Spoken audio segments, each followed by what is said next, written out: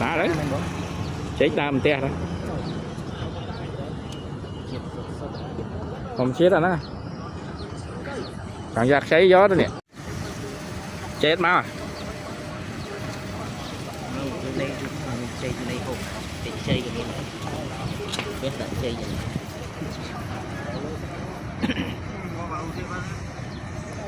chấm sắt hộp lên cạn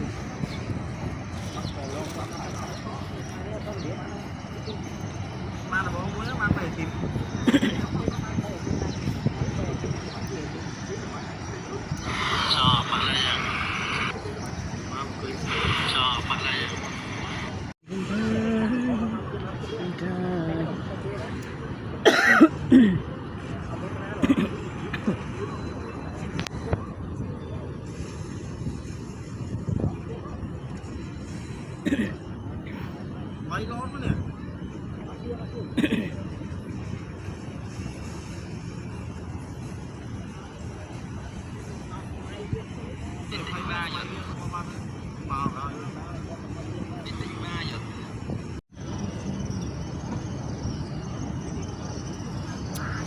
Mình hơi đấy, nay xu ra thằng con hơi thấp.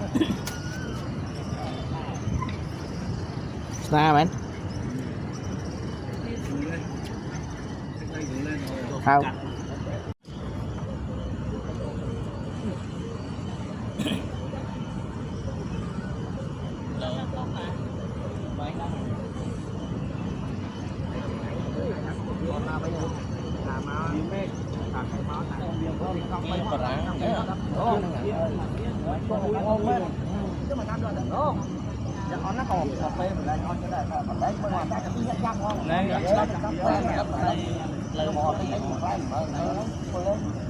Dân mình bắt tới con ở đây, tại dân mà trăng vào.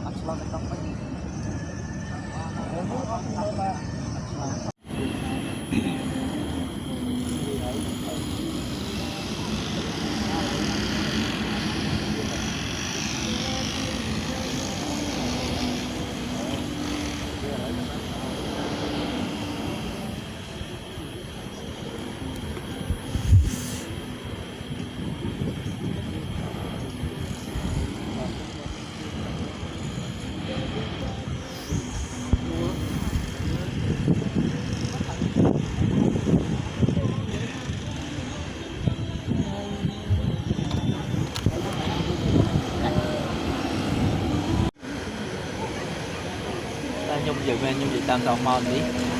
ban mình dịch dự ấy việc ọt phút anh thở đó nhưng mà đừng cho anh cho ọt phút mà này về mòn đi mình dịch rồi ọt phút